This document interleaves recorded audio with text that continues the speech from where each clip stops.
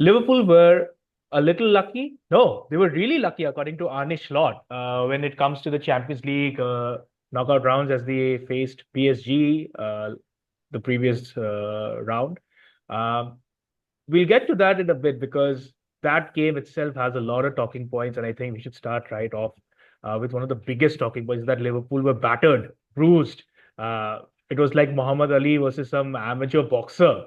Yet PSG could not land that definitive punch to knock Liverpool out, and they paid the price in the end. Of all people to score the winning goal, I would not have, put my money on Harvey Elliott to be the one. And then there's also a bit of a Darwin Nunez bit we need to talk about. So let's start off with this game. I didn't see the entire match because it was the late night kickoff, as you all know, in Asia. I did see the highlights. But before that, I woke up in the middle of the night just to see the score, right? And I woke up at halftime and it was 0-0 and I went off to sleep. I was like, fine, that looks good. I woke up at full time and I saw that we'd won 1-0. And I was like, whoa, what a performance that is. And then I clicked the stats. And oh boy, the stats were something. So PSG had something like 26 shots. I think 10 or 9 were on target. And Alisson saved all of them. Liverpool had 2 shots. One was on target, and that's the one we scored with Harvey Elliott in the 87th or 88th minute. So a complete smash and grab, as they would call it. Liverpool, they now have the advantage. But PSG were really, really good. And this was a fear that we had. Like, PSG are a good team. They were, I think, unbeaten in the last 12, 13 games. They were scoring goals for fun in Liga. They had a really good attack. I think they went all gun ho. They didn't care about, keeping anybody at the back. Kvaratskhelia was excellent. Dembele was excellent, but they just couldn't do anything about it due to Alisson. That one save from Kvaratskhelia with the right hand that's going into the corner, I think that's exceptional. Alisson broke records, and yeah, Liverpool hold a slender advantage. But oh boy, it could have been a completely different story had it been some other goalkeeper between the sticks. Yeah, that's a very good point, right? That's like one way to summarize it, right? Allison being sensational, making multiple saves that will kind of, blow your mind. And on the other side, Donnarumma, the one time that he was called upon to make a save, he basically fluffed it, right? It was a good finish from Harvey Elliott, but I mean, he did get his hand to it, right? Fascinating setup for me, right? When I watched the game because that's kind of during late lunchtime here. Of course, like you said, PSG dominated the ball. They created many opportunities, and Alisson was just like a wall, right? And the other aspect is, Salah had a pretty poor game, but that's what a team sport is all about. When, one of your talisman has a poor game, the other one, Alisson, plays out of his skill, right? That's what team sport is. An interesting thing I wanted to talk about was there was a kind of controversial incident involving Konate and I think Bradley Barcola. Mhm. Barcola was through on goal and Konate pushed him. It was just outside the box, and there was a question of whether it should have been a penalty or a red card. It was kind of on the border, and because the referee didn't call it, VAR didn't call it either.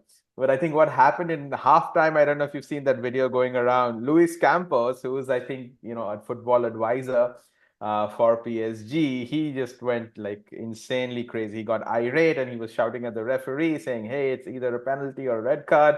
And then Virgil van Dijk chimes in and saying, "Hey, bro, this is not the Liga." What do you think of that? It's so funny. I think that's hilarious. It could have, not worked out in the end for us had PSG decided to, kick it up a notch. But this was a hilarious comeback from Virgil van Dijk. It's not Ligue 1, bro. But Yeah, regarding the incident, so the thing is that had this been a Liverpool player being pushed by, let's say, PSG defender, we would all been crying foul and it should be a penalty. But we've seen such pushes being let go in the past. This wasn't a trip; it was a push. So those shoulder barges, those pushes, referees sometimes give them, sometimes they don't. I think actually most of the time they don't give it. And as you rightly said, VAR did intervene. yeah. But I mean, we've seen Konate do this before. We've seen umpteen defenders do it before. So I don't think it's that big of a talking issue. Yeah, if this was like a tackle last man or he hauled him down something like Lewis Yeah, Kelly yeah. did, then it's fine. Then it's fine. But there's certain things that we needed to talk about, and I want to really bring up this Salah thing because it's blown up on social media. Salah is in the running for the Ballon d'Or, and this is, I think, his first game. I think the only game this season where he's had a stinker. But every single outfield Liverpool player had a stinker. I think maybe barring Endo and maybe Elliott, and maybe Nunez, who are all substitutes, I believe. Nobody can, say or take any positive from this game. I mean, it was a terrible performance. Our attackers were nowhere to be seen. Our midfield was overrun, which was bound to happen given that we play the same team time and time again. Interesting fact, another thing. This team was the sixth time Arne Slot had named the same players in his Oh, first wow. season, right? Jurgen Klopp was able to do this six times during his entire stay at Liverpool. Oh, wow. Yeah, his that 111, that was the one that he used the most, just six times, which is kind of astonishing because you'd see the players that we Huh. had and the availability that they have, right? Yeah, So we yeah, had yeah. Sadio Mane, we had Firmino, we had Salah, but then the midfield would keep changing because Got either it. Wijnaldum is injured, either Keita was injured. A lot of times the defense, Joel Matip was getting injured. So very interesting about this, and credit to Arne Slot because he and his team have worked really well to keep the players fit. We've still had True. injuries this season, mind you. Alisson's been missing, Trent's been missing, our midfielders have been missing. Konate was injured for a while. Bradley's injured right now, but we're still chugging along quite well. Now we wanted to talk about Alisson, and oh boy, I think this was just proof that we we've there have been times where we've said that Alisson isn't the Alisson of the old. Like there are a few mistakes that he makes from that, but this really shut everyone This up. was Like like a this was slap across the face for it the was people who said slap. It was that. like a baseball bat to the head. Like they whack you and they put you into the moat or something to Yeah. die. Allison was Yeah. exceptional. Uh, this was just another, example of him possibly being the best PL goalkeeper ever in terms of being an all-around player. We've seen people like Schmeichel and Van der Sar and Petr Cech being great stoppers, great leaders, but Alisson's got the entire thing. He's got goals also. He's got a That's a goal. great Yeah, point, right? The yeah, fact that he's so well rounded, he's so good with his feet, exactly. and he's such a great shot stopper, right? I think that segues well into the goal that you guys scored. Yeah. So it was his kick. It's a last minute kind of thing. It's just, I think it's random, right? So he just kicks it up forward, but it goes really well to Darwin Nunez. And I said this in the last episode that Nunez, for all his flaws, he will come up with something to talk about. He will have a role to play in either the Yeah. Champions League or a Premier League run. This guy goes in the air, and I think it was with Marquinhos, and he battles. It was an aerial duel. The ball lands a little fortuitously to him, but the old Nunez, right? I mean, let's say Darwin Nunez would have just smacked the ball straight at the goalkeeper or sent it to row Z or some nonsense like that. He kept the ball. He held it. He waited for Elliot to make the run. He runs past Nuno Mendes, passes perfectly to him, and Elliot puts a great finish. Now, you rightly said Donnarumma should have saved that. He got his hand to it. He fluffed his lines, but smash and grab, great stuff. And I love this quote from Arne Slot. So today he's talking before the Southampton game, which we'll talk about after a while. He says he's asked about how lucky they were to this thing win the game, and he's like, we weren't a little bit lucky, we were really lucky. But Mm. as Jordan once said, the harder you work, the more luck you have. So Oh, damn. yeah, I Nice. think that suits that's perfect for Slot because we have a really hard-working team. The likes of Soboslai, Endo, Gravenberch, McAllister, Salah, they will run the socks off for the team. And the other thing is that with so many games and so many high-profile matches, and the quality of opposition you get, the Premier League is a tough league.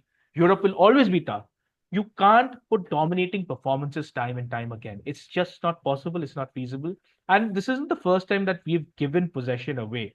Against Manchester City, we did the same thing. We beat them 2-0, but we gave possession away. I think against Chelsea, the only time we played you guys this season, I Yeah. think we gave possession away and we got the Yeah. win. So, For but Chelsea, that's a cheat code, dude. no. So this was at the start of the season. You guys were still doing well. I think you were our closest challenger after I think 6 or 7 or 8 games. Yeah. So I know it's a small sample size, but obviously this was not the game plan. I'm sure Arne Slot did not want to give PSG the Parc des Princes and just have a go at our defense because the fullbacks were beaten time and time again. And Mm. it'll be interesting to see how we set up for the home leg. We have a lead to defend, but Liverpool will not be going out to defend that 1-0 lead at Anfield. That's just not possible with the raucous crowd behind us. So PSG will be looking to hit us on the break. It's going to be a really fascinating game. Actually, you bring up a very good point, right? Because I had, put down as one of my notes that, you have a huge advantage at Anfield because we know how big of a fortress it is, right? But during Klopp, the Klopp era, one of the biggest advantages you guys had at Anfield was just your energy, right? That heavy metal football, you overwhelm teams. But Slot doesn't really do that. So it'll be interesting to see what strategy he adopts in his home game at Anfield. And the second thing I wanted to talk about is Darwin Nunez, right? You rightly pointed out that he always contributes because certain fundamentals that he has is really good, right? He's a strong center forward who can contest with the defenders. That's something you didn't have. I think you guys started off with Salah, I think Jota. Luis Diaz, yeah, and Jota, right? And they couldn't really get in the game. And you have somebody who brings a different dimension, who changes the game in a sense, and basically have multiple ways to win. So that was very, very interesting to me, the how the overall game played out. In fact, I don't know, you were probably sleeping. I was texting you while you were sleeping. I said, hey, the Liverpool are getting battered, but they'll probably just nick a goal, and they did at the end, right? Yeah, Which is yeah, pretty I cool. saw that text. So yeah, the Yeah. thing with the forward lineup at Liverpool is right. Luis Diaz is completely gone off the ball. I don't know what's wrong with him. Maybe his head is in Mm. Barcelona. One of the passes he let directly to a PSG attack. Jota is not a physical forward. He's very silky with his feet. He can do those dribbling runs and all, but he's not somebody who's going to hold up the ball. So Darwin Nunez does give us a different dimension, but then he's so inconsistent. Like as I said, on another day, I'm sure if he gets the same chance at the weekend, he'll lash the ball into Rosie. So it's very strange, but uh, we can take the positives from this that we didn't lose and we have something to hold on to. But this is just a wake up call. I'm sure Arne Slot will work with the team, and this kind of a performance will not be repeated. This was possibly Liverpool's worst performance under Slot. Mhm. Well, I mean, it bodes well that you guys face Southampton over the weekend. I uh, don't know how many goals you'll score against them. They've been pathetic, right? yeah, yeah. So Southampton So have been quite bad. I mean, oh So no. that's an interesting point, right? Because I was just looking at it like last year, all the three teams that got promoted got relegated instantly. Mhm. And it kind of seems to be the same pattern this year as well, right? So I think, teams not being able to retain their spot in the Premier League. What do you think about that? Because you guys are facing Southampton. I'm pretty sure you'll score at least five, if not more, right? They've been dismal this year. So have, Leicester and Ipswich, to a smaller degree, but still. So Southampton have scored just 19 goals this season Yeah. from 27 games. That's abysmal. And you rightly said this is interesting that the gap between the promoted sides and the I'd say it's not the established but the Premier League teams is becoming larger and larger. Earlier, remember, maybe 10 years ago, 15 years ago, when a promoted team would come up, they would still somehow finish 15th. There would always be that one team which would defy Yeah. expectations and finish in the top half. Be it Stoke City playing their kind of football, be it Burnley, sometimes even it was like a Portsmouth doing really well. Mhm. But that's not the case anymore. I think, and another thing is that I think these teams are not pragmatic enough to understand that they don't have the Exactly. quality.